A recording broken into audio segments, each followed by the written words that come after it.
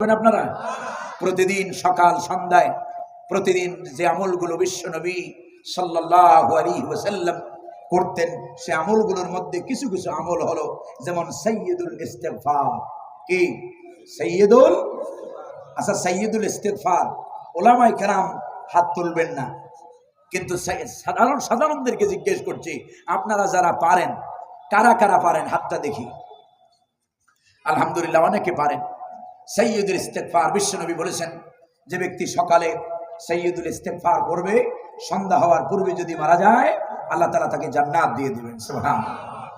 আবার কোন লোক যদি সন্ধ্যায় পড়ে, সকাল হওয়ার পূর্বে যদি মারা যায়, রব্বে করিম তাকে জান্নাত দিয়ে দিবেন।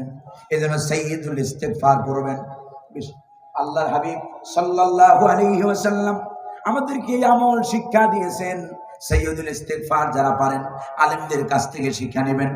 আল্লাহুম্মা আনতা রাব্বি লা ইলাহা ইল্লা আনতা খালাকতানি ওয়া আনা আবদুকা ওয়া আনা আলা আহদিকা ওয়া ওয়া'দিকা মাসতাতাতু আউযু বিকা মিন শাররি মা সানাতু আবুউ লাকা বিনি'মাতিকা আলাইয়া আবুউ লাকা বিযামবি ফাগফিরলি ফা ইন্নাহু লা ইয়াগফিরুয যুনুবা ইল্লা আনত।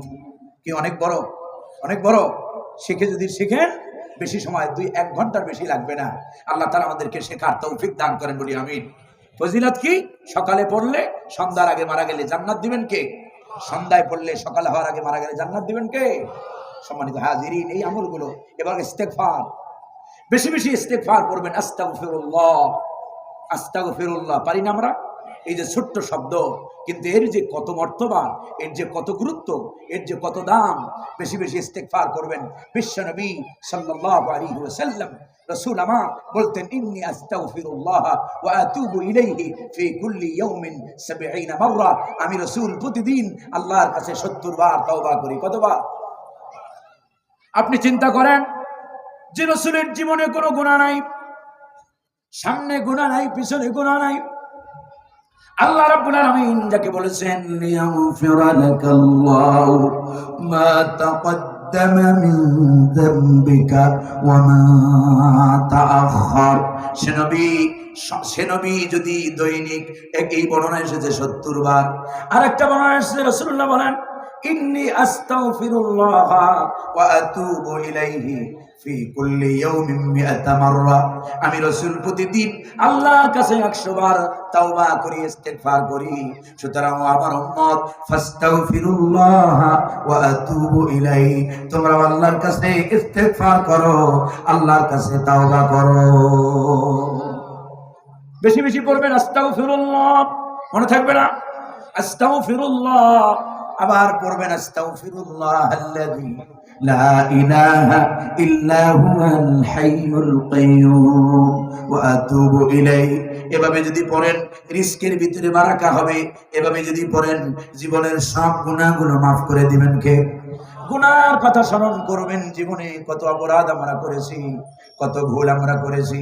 গুনার কথা মনে করে করে এভাবে হাতের করে অথবা তাসবির দানায় যেভাবেই পড়েন না কোনো, হাতের করে যদি পড়েন বেশি লাভ।